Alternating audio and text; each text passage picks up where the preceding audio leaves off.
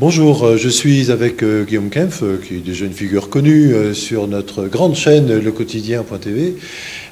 Guillaume, qui est grand reporter, qui s'est intéressé aux tarifs de l'aérien, et celui des billets notamment, qui intéresse beaucoup les Réunionnais. Avec l'arrivée de French Blue, compagnie low cost long courrier en juin 2017 à La Réunion, s'est imposé un concept qui existait déjà ailleurs depuis longtemps, celui du vol long courrier sans bagages. Quand on dit sans bagages, c'est avec un bagage cabine, mais sans bagage en soute. Le bagage en soute étant à supporter financièrement par ailleurs et en plus. À l'époque, cette idée, ce concept avait été fortement critiqué par les concurrents déjà en place à La Réunion, et aujourd'hui on a l'impression que cette proposition en tout cas se généralise. On va demander aux spécialistes. Qu'en est-il, Guillaume ? Alors ça ne se généralise pas encore, mais c'est un mouvement qui est en train de s'amorcer. On voit que certains concurrents de French Blue sont en train de s'y mettre. Corsair a déjà franchi le pas sous forme de promotion. Air France est en train de tester le dispositif sur ses vols vers l'Amérique du Nord. Et donc on peut imaginer qu'au fur et à mesure, toutes les compagnies long courrier vont être obligées de s'aligner sur un modèle qui est un modèle du low cost qui a déjà émergé sur le moyen courrier et qui est en train aujourd'hui de s'imposer au long courrier, donc sur des destinations comme La Réunion. Donc ça fait déjà 20 ans qu'il existe, mais il est en train d'arriver aujourd'hui sous nos latitudes. Pour autant, on n'a pas l'impression que le concept prenne vraiment. Est-ce que les Réunionnais sont vraiment intéressés par cette proposition ? Alors c'est assez difficile à dire parce que les opérateurs ne communiquent pas vraiment sur la proportion de clients, de voyageurs qui optent pour ces tarifs sans bagages. On sait que c'est minoritaire. On sait aussi que la proportion augmente fortement pendant les périodes de pointe.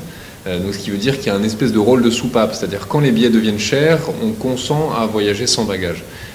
Mais on sent que ça commence à prendre, que certains sont prêts à faire l'effort de réduire le nombre de bagages. Il faut savoir qu'on n'est pas obligé de renoncer à tout bagage. On peut, quand on voyage à plusieurs, en prendre qu'un seul. Ça fait toujours deux bagages d'économiser. Et l'avantage de ce modèle low cost, c'est qu'il permet de créer un gros écart de prix avec les compagnies traditionnelles et donc de ne plus payer que ce dont on a réellement besoin. C'est un petit coup marketing ou un gros coup marketing. Oui, mais c'est en tout cas là-dessus que French Blue a créé l'écart et en arrivant à proposer des tarifs qui sont aujourd'hui sans commune mesure avec ceux qu'on connaissait. Et ces tarifs-là continuent de baisser. La pression concurrentielle s'exerce évidemment sur les billets. Il y a des niveaux de prix sur des billets Réunion-Paris qui n'ont jamais sans doute été atteints à La Réunion. Oui, alors justement, on commence à voir aujourd'hui apparaître des billets à 300, 325 € pour des allers-retours. Aller-retour, oui. Aller-retour, et ça veut dire que on commence à être sur des billets qui sont couverts intégralement par les bons de continuité territoriale. Ce qui est complètement inédit, ce qui n'est jamais arrivé à La Réunion qu'on ait des tarifs aussi bas. La vraie question qui se pose maintenant, c'est de savoir si cette tendance, elle peut durer, si les compagnies sont en train de casser les prix de manière déraisonnable, et c'est-à-dire qu'elles risquent de le payer un jour, ou si elles arrivent à garder cette tendance dans le long terme, est-ce que au fond on n'est pas sur la démonstration qu'il y avait une situation de rente qui était appliquée depuis des années à la Réunion? Oui, c'est deux choses l'une. Soit on s'est fait avoir pendant des années, soit il y aura peut-être des victimes parmi les compagnies aériennes. Voilà. C'est ça les deux termes de la question. On a eu raison au quotidien de titrer « Voyager gratis ».